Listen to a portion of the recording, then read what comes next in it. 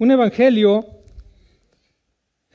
un poco diferente al evangelio de Marcos, de Lucas y de Juan, porque los evangelios llamados sinópticos o con una sola visión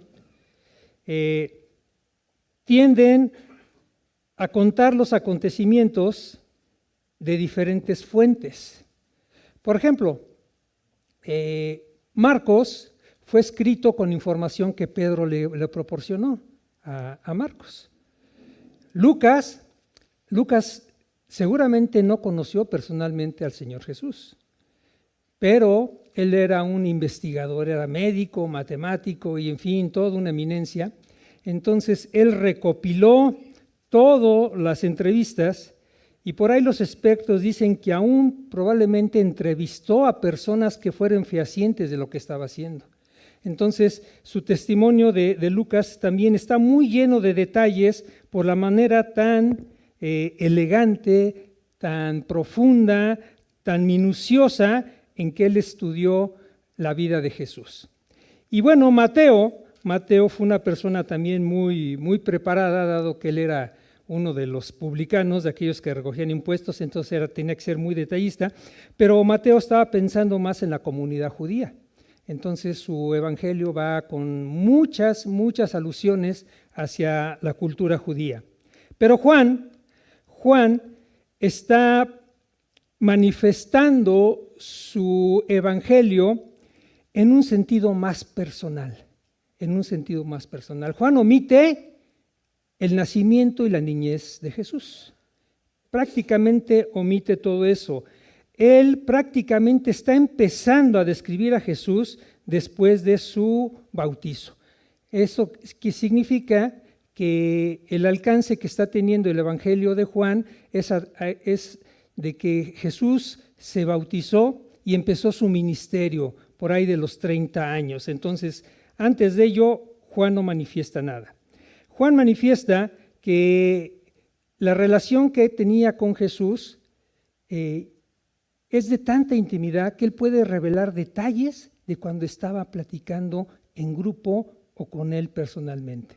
Entonces vamos a ver que es un evangelio bien interesante, bien bonito, porque va para todo el mundo que quiera relacionarse con Jesús. Y los primeros 5 versículos que vamos a leer el día de hoy, ¿sí?, hablan precisamente de esto. Vamos a abrir nuestras Biblias en el evangelio de Juan, capítulo 1, versículos del 1 al 5. Y el tema de hoy precisamente es el Logos, la palabra manifestada en persona. Ahorita vamos a explicar lo que es el Logos. Dice así la palabra de Dios. En el principio era el Verbo, y el Verbo era con Dios, y el Verbo era Dios. Este era en el principio con Dios. Todas las cosas por Él fueron hechas, y sin Él nada de lo que ha sido hecho fue hecho. En Él estaba la vida, y la vida era la luz de los hombres. La luz en las tinieblas resplandece, y las tinieblas no prevalecieron contra ella. Prácticamente esta es la introducción, este es el prólogo que Juan nos está dando acerca de quién va a escribir, a quién va a describir. Entonces, para poder entender un poco cuál es este concepto que tiene Juan, fíjense que cada vez se están dando más las relaciones a distancia y por las redes. Hay muchas aplicaciones, realmente no sé cuáles son, porque nunca me he metido, que son de contactar jóvenes o solteros y todo eso, ¿no?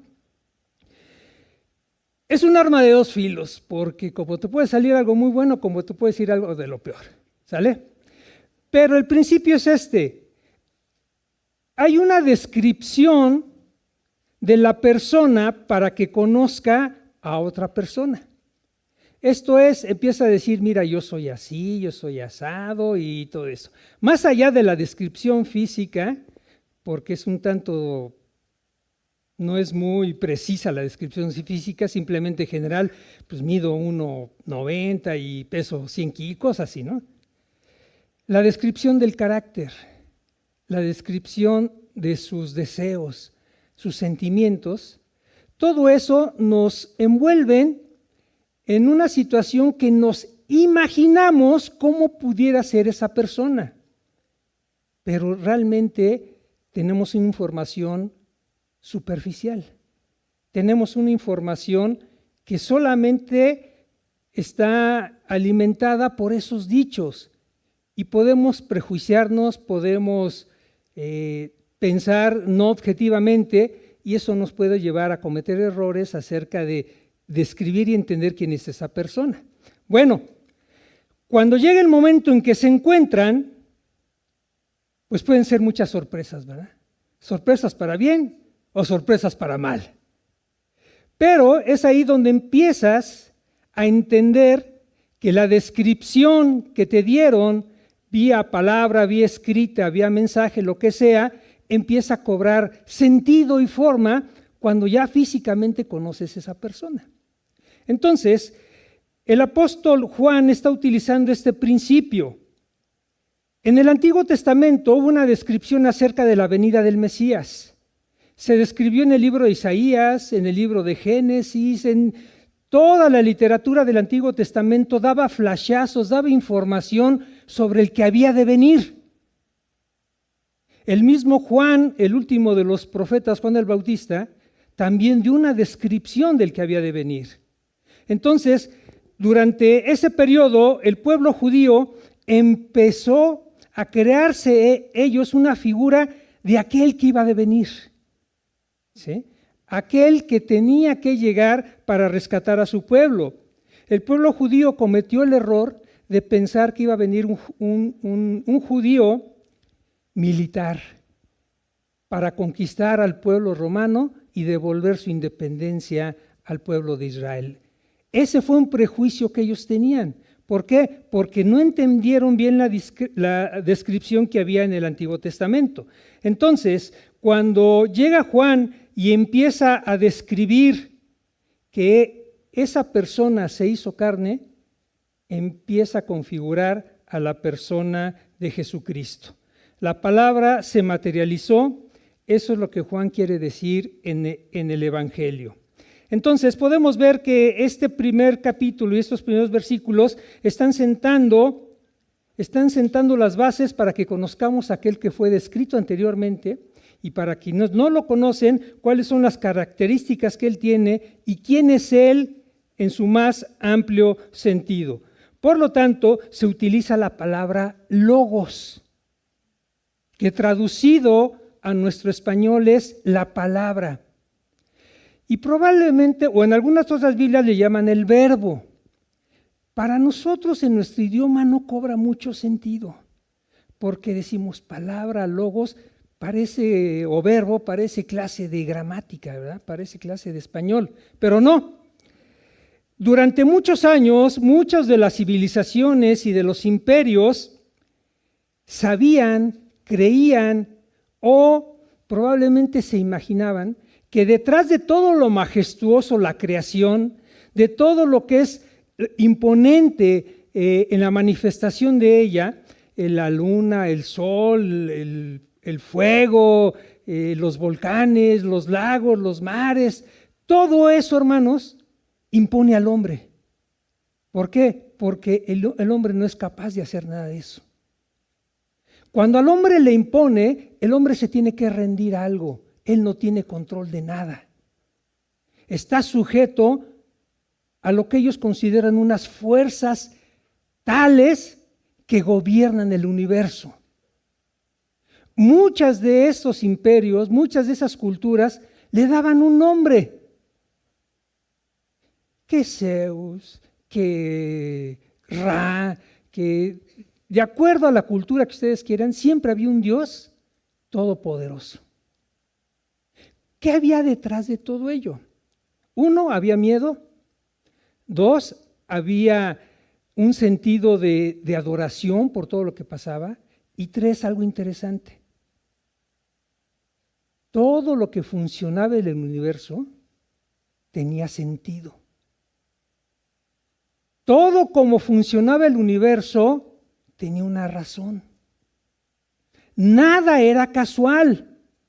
Todo era armónico, de tal manera que el mundo no era un caos. el mundo tenía una razón. Bueno, eso los filósofos le dijeron el verbo, la razón. Aquel que tiene todo bajo control, pero no sabían quién era. Bueno, Juan, con el conocimiento de la cultura griega, de la cultura romana y de la cultura judía, sabía perfectamente qué necesitaba la humanidad para entender quién era Jesús. Jesús era el verbo, el logos, la razón de la existencia del mundo. Y que todo lo que ese logos controla, sustenta, se hizo presente en carne y hueso. Por eso, muy inteligentemente, Juan utiliza la palabra logos, verbo o palabra, porque es la descripción precisa del poder que tiene Jesús para controlar todo y para ser el dueño de todo. Entonces, este principio que establece Juan hace liga con el pensamiento griego, con el pensamiento romano y con el pensamiento judío. Por eso este evangelio es para todos, porque todos lo pueden entender. Tú y yo, en nuestra incredulidad, seguramente también asociábamos algo de que en este mundo tenía que haber algo atrás de todo lo que funciona. Tenía que haber una razón, tenía que haber algo inteligente atrás de toda la creación. ¿Por qué? Porque el sol está a la justa distancia para que no nos quememos. La luna está en la justa intermediación entre el sol y la tierra para provocar las mareas y las mareas puedan purificar el aire. Los rayos que caen en todo el mundo durante todos los días son importantes porque liberan el nitrógeno que alimenta las plantas. Hermanos, ¿eso es casual? Nuestro cuerpo cuando se corta, ¿qué sucede? Se regenera, ¿verdad? Empieza ahí un proceso que no entendemos, pero que ahí está, y muchas ni caso le hacemos, pero cuando ya vimos, ya no nos vemos la costra, ¿verdad? ¿Eso es casual, hermanos? ¿Qué significa? Que detrás de todo lo que no vemos y de lo que vemos, de lo que sentimos, está Jesús. Está Jesús como nuestro creador. Entonces, ya no necesitamos ponerle que Zeus, no sé, tantos dioses que han existido. El único Dios verdadero es Jesús. Y esto es lo que está afirmando el apóstol Juan en este pasaje. Vamos a desarrollarlo. Juan 1:12, en el principio era el verbo y el verbo era con Dios y el verbo era Dios. En la Biblia de los testigos de Jehová, aquí le hacen un pequeñísimo cambio. Porque ellos dicen, en el principio era el verbo y el verbo era con Dios y el verbo era un Dios. ¿Se dan cuenta que una sola palabra puede cambiar todo el sentido? Bueno, esa Biblia es maldita, porque niega a Jesús como Dios. Si tienen una, destrúyanla. No se vale que alteren maliciosamente el canon que ha sido preservado durante muchísimos años. No se vale que hagan eso. ¿Por qué? Porque están engañando a la gente, tratando de desvirtuar quién es Jesús. Bueno, Jesús no comenzó en Belén. Ese fue su nacimiento, ese fue su encarnación. Él es eterno. El Verbo estaba en relación con su Padre y con el Espíritu. De ahí que viene que aunque la palabra Trinidad no está en las Escrituras, el concepto sí está. Dios manifestado en Padre, en Hijo y en Espíritu Santo. Bueno, el Hijo se hizo presente para darnos las buenas noticias. Entonces, como Él es eterno, ofrece lo que es Él. Da vida eterna al que cree en Él. Por eso tiene sentido que cuando Él dice, el que cree en mí, aunque esté muerto, vivirá. El que cree en mí tiene vida eterna, porque Él es eterno y puede proporcionar eternidad. Eso hace coherente su discurso y eso lo hace coherente en su persona. Colosenses 2:13, Pablo lo describió así: en Él, en Jesús, es antes de todas las cosas, y todas las cosas en Él subsisten. ¿Qué significa? ¿Qué está describiendo Pablo? Pablo está describiendo Juan, que en el principio es Cristo, y Él es antes de todo, y que Él tiene control absoluto de su creación. Por lo tanto, Dios se manifestó en la persona de Cristo, y Juan lo describe como el verbo encarnado. ¿Sale? ¿Vamos bien? Entonces, por eso se le llama verbo. Entonces, no hay que irnos con la finta de otra cosa. Hay que investigar un poco qué significa esto para poder entenderlo como es que Juan lo está describiendo. Ahora, ¿cuáles son las características del Logos? El Logo es el creador. Y esto nos recuerda las palabras de Génesis. Juan empezó con, en el principio era el verbo. Génesis 1 dice, en el principio creó Dios. Hay un paralelo bien interesante entre Juan 1 y Génesis 1. Porque si Dios del Antiguo Testamento, la descripción de Dios del Antiguo Testamento es que también es un Dios eterno, bueno, está en concordancia con el verbo eterno. Pero también es un logos creador. ¿Por qué? Porque Génesis 1 dice, en el principio creó. ¿Qué significa? Que Dios es el autor material de todo lo que ha existido y existe y existirá aquí en la tierra. Dios creó de tal manera que con su palabra fueron hechas las cosas.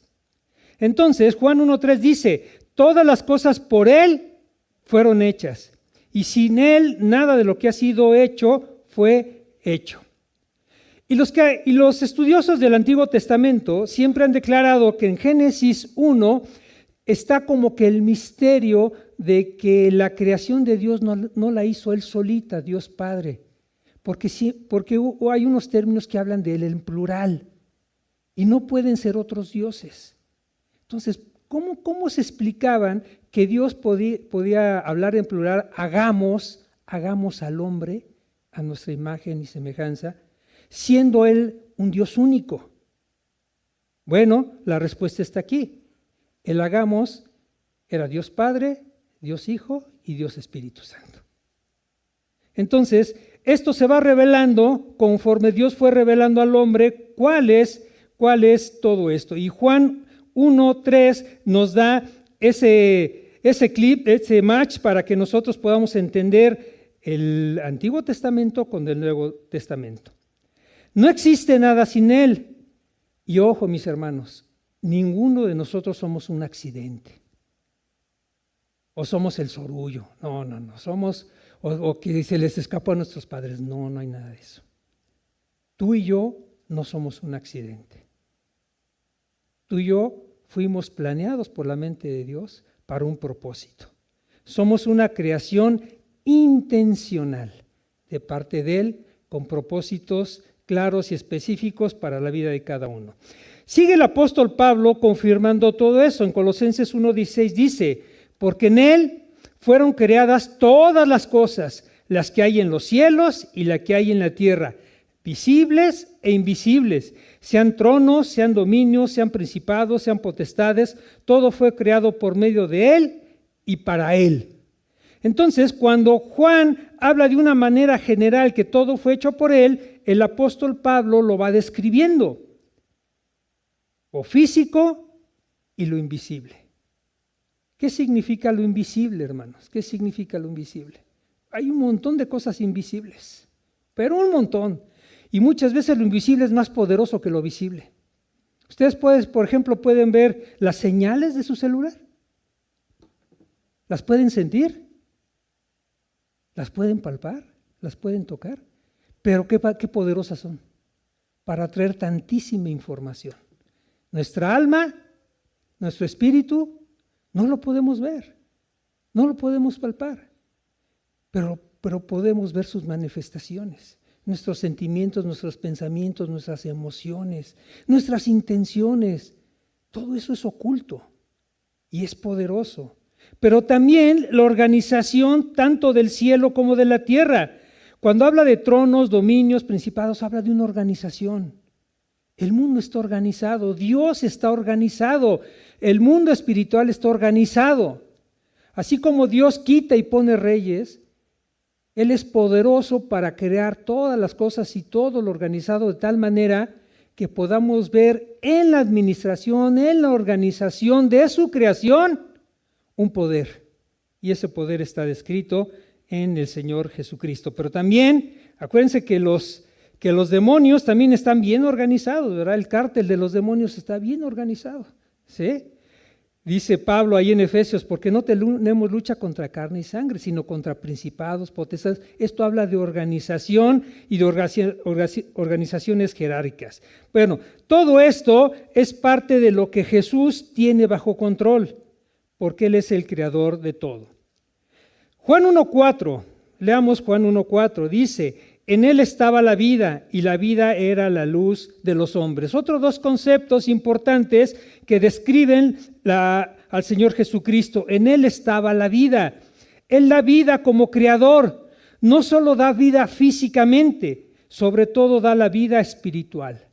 Vamos a Juan 10, capítulo 10, versículo 28. Vamos a adelantarnos a Juan 10. Juan 10, 28. Vamos a ver qué es lo que nos dice.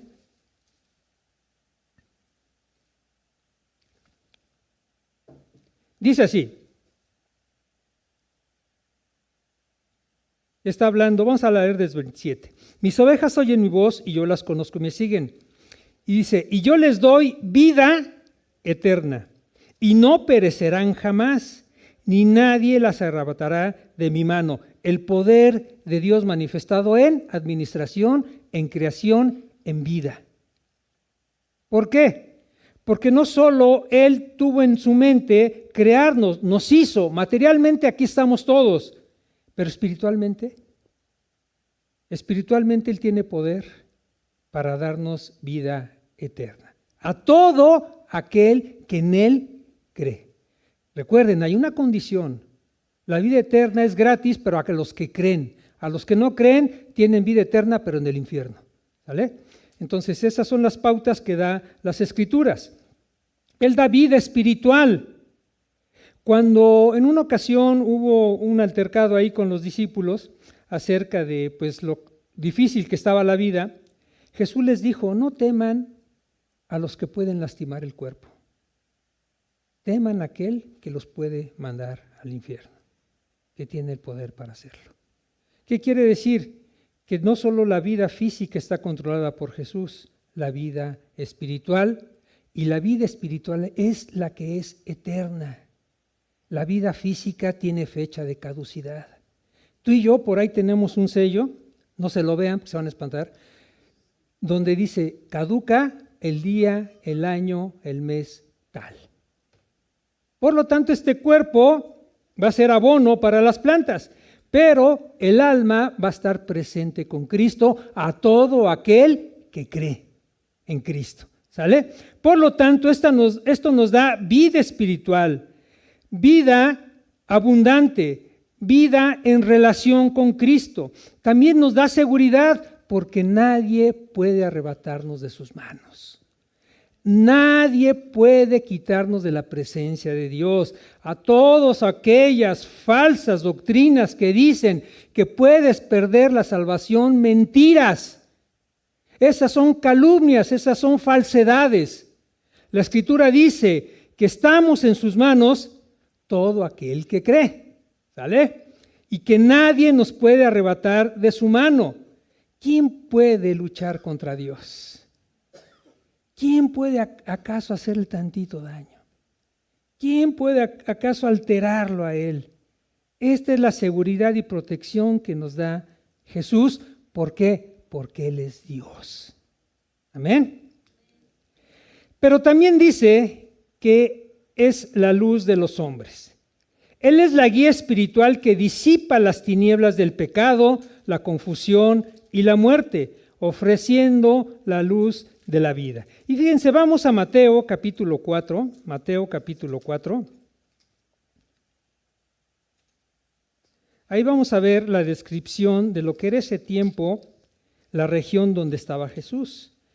Mateo 4, versículos 12 al 16. Dice así: Cuando Jesús oyó que Juan estaba preso, volvió a Galilea. Ya estaba en su ministerio. Y dejando a Nazaret, vino y habitó en Capernaum, ciudad marítima, en la región de Zabulón y Neftalí, para que se cumpliese lo dicho por el profeta Isaías cuando dijo: tierra de Zabulón y tierra de Neftalí, camino del mar al otro lado del Jordán, Galilea de los gentiles. El pueblo asentado en tinieblas vio gran luz, y los asentados en región de sombra de muerte, luz les resplandeció.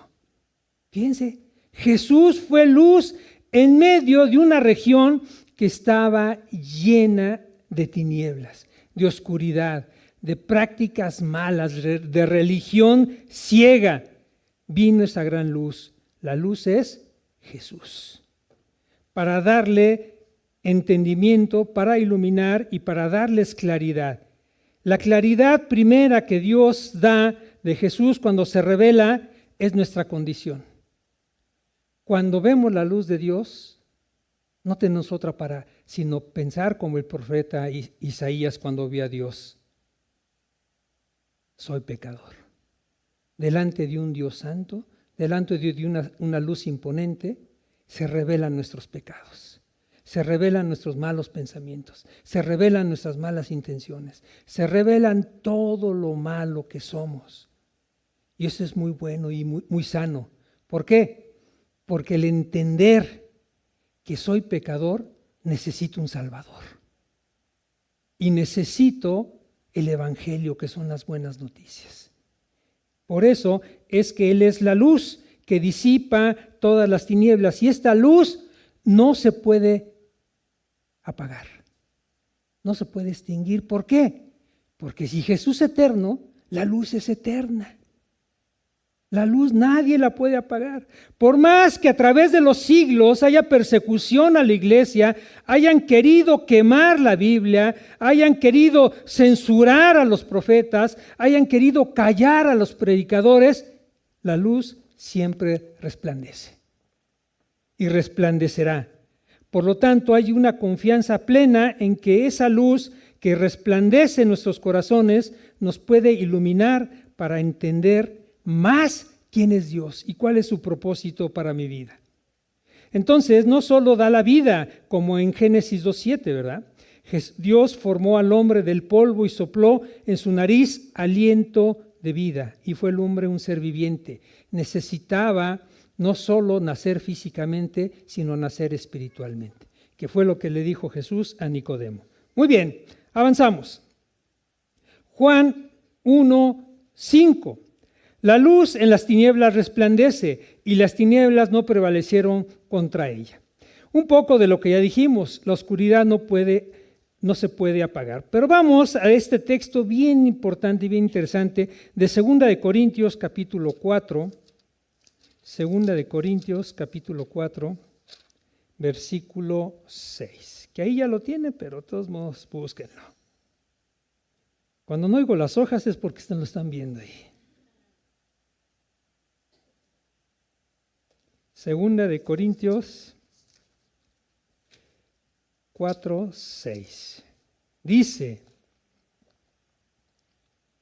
porque Dios, está dando una razón aquí Pablo, porque Dios, que mandó que de las tinieblas resplandiese la luz, es el que resplandeció en nuestros corazones para iluminación del conocimiento de la gloria de Dios. ¿En dónde?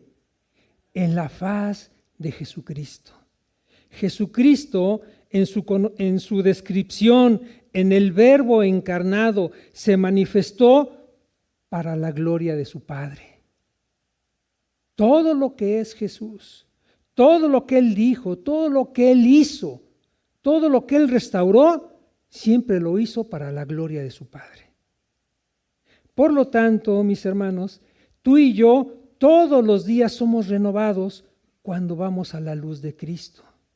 Porque la luz y el verbo, la palabra, nos ilumina. Cobra sentido muchas cosas. Nos consuela en medio del dolor.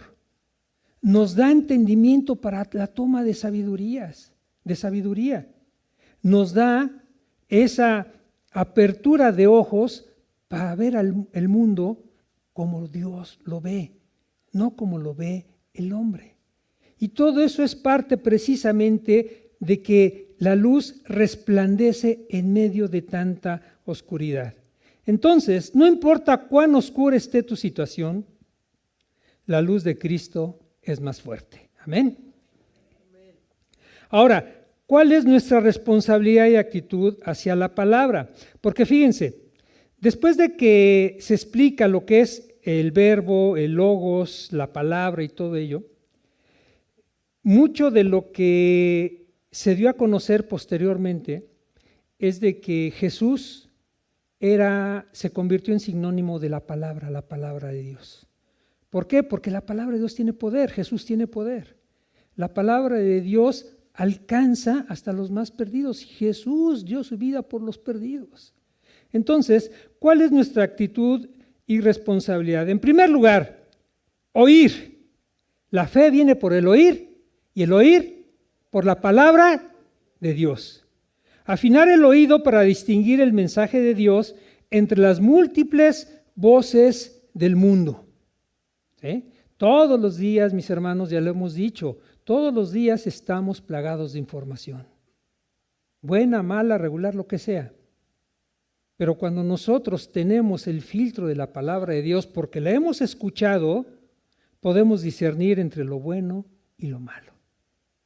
Pero para ello tenemos que estar escuchando. Tú dices, ¿pero cómo escucho la palabra? Pues la lee en voz alta. Léela en voz alta y vas a ver que la escuchas re bien. ¿Ok? 2, recibir. Introducir el mensaje en el corazón y la mente incorporándola a nuestra vida. Fíjense que los grandes teólogos tenían 3 palabras latinas para poder describir el proceso en el hombre. La primera palabra era notitia, que significa información, datos. La gente, para poder conocer algo, necesitamos información, ¿verdad? Oye, que ya conoce al candidato, ¿quién es? No, pues es así. Necesitamos información. La información, aquí está. Estos son los datos que Dios nos ha dejado para que nosotros los conozcamos. Pero después de ese proceso de saber que hay algo, hay otro proceso que se le llama atención. Que cobre vida la información. Que cobre sentido lo que estoy leyendo. Asentar, bueno, Jesús dijo que es Dios. Ahora vamos a verlo. Y podemos leerlo. Podemos entenderlo. Datos, entendimiento. Pero falta lo más importante. Y ellos le llamaron fiducia, fe. Que es creer lo que estoy leyendo. Ese es el proceso que todos necesitamos. Datos, información, entendimiento, pero creerlo. Creo que Cristo es Dios, ¿sí o no? Esa creencia me lleva a poder entender cuál es el plan de Dios para la vida. Y el plan de Dios, desde que somos pecadores, que Cristo murió por nuestros pecados, que cuando nos arrepentimos y confiamos en Él, tenemos vida eterna. Esta información, hermanos, muchos lo saben, muchos lo entienden, pero no todos lo creen. ¿Ven la diferencia? Datos, información, los tenemos. Los entendemos, somos seres razonables, pero no todos los creen.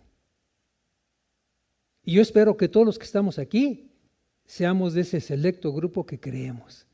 Bueno, no es selecto, pero la Biblia nunca habla de multitudes en torno a creer. Habla de remanentes, ¿verdad? De remanente. Esperemos que tú y yo seamos ese remanente. Afianzar, retener deliberadamente el mensaje, meditando en él para que nunca se pierda. Y esta es la reflexión, esta es la meditación que tú y yo hacemos de las enseñanzas, de los mandamientos, de la guía de Dios. Tenemos que deliberadamente retener ese mensaje para que cuando yo me enfrento a una situación difícil, sepa qué hacer porque ya tengo la información que he creído, entendido y la llevo a cabo. Cuarto, permanecer, vivir en y por el mensaje cristiano, haciendo de él nuestra forma de vida.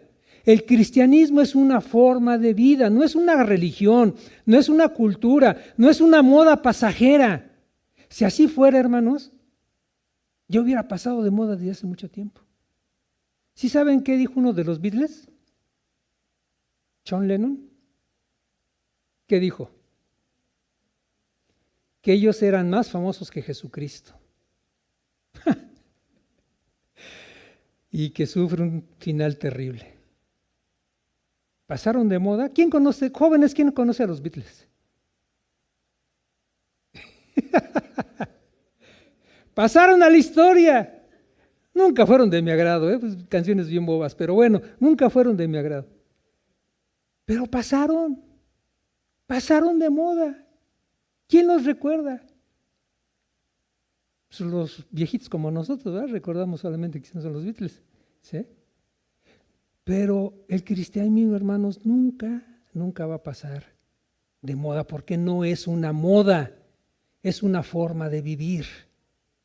Y es una forma de vivir de todos los días, con complicaciones, con pruebas, con aflicciones, con gozo, con esperanza. Es parte de la información que ya nos dio Dios. En el mundo tendréis aflicción, pero confiad, yo he vencido al mundo. Estad preparados para presentar defensa, ¿sí? Porque no tenemos lucha contra carne y sangre, porque los designios de la carne luchan contra el espíritu. O sea, Dios nos ha equipado con tanta información que tenemos que entenderla y tenemos que guardarla, tenemos que afianzarnos para permanecer en ella cuando venga la situación difícil. No es fácil, yo lo sé, no es fácil, pero por eso se convierte en una forma de vida. Porque es lucha, tarea tras tarea, mandamiento tras mandamiento. Y finalmente cumplir, realizar el mensaje en la acción, obedeciéndolo con amor y humildad. En esto conoceréis que son mis discípulos, si tuvieran amor los unos para con los otros. Humillaos delante de la presencia del Señor y Él os exaltará en su debido tiempo. Porque Dios resiste a los soberbios, pero da gracia a los humildes, ¿verdad? Entonces, tenemos todo lo necesario y créanme que Jesús cumplió todo esto en su cabalidad, totalmente. Él escuchó a su Padre. Él entendió el mensaje, lo creyó y lo llevó a cabo. Él afianzó todo ello, él permaneció con su Padre y cumplió todo lo que su Padre le dijo. Entonces, mis hermanos, vivir la palabra. El mensaje cristiano no es exclusivamente para el estudio académico o la discusión teórica, es vivirlo cotidianamente. Puede causar persecución y sufrimiento. Aunque no muramos por nuestra fe, debemos vivir por ella, eligiendo lo recto sobre lo fácil. Conclusión. Juan 1, del 1 al 5. Jesús es el Dios eterno, la revelación perfecta del Padre, el Creador, la fuente de vida y la luz que vence toda oscuridad. El mensaje se hizo persona para que tú pudieras tener relación con Él. Y esto nos lleva a la última reflexión. La palabra de la cruz. El corazón del logos cristiano es la cruz. Es la historia de Jesús que murió por los hombres. De un amor que no se detuvo ante el sacrificio. Demuestra que no hay nada que Dios no pueda enfrentar, sufrir o sacrificar por amor al hombre. Vamos a ponernos de pie, por favor.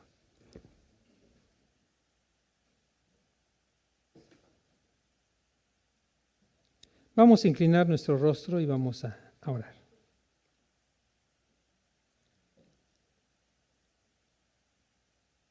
Y después de haber escuchado que el Logos, Jesús, es Dios, creador, sustentador, nuestra vida, nuestra eternidad, nuestra luz, tenemos que reflexionar ahí en la intimidad de nuestro corazón, por favor, con los ojos cerrados.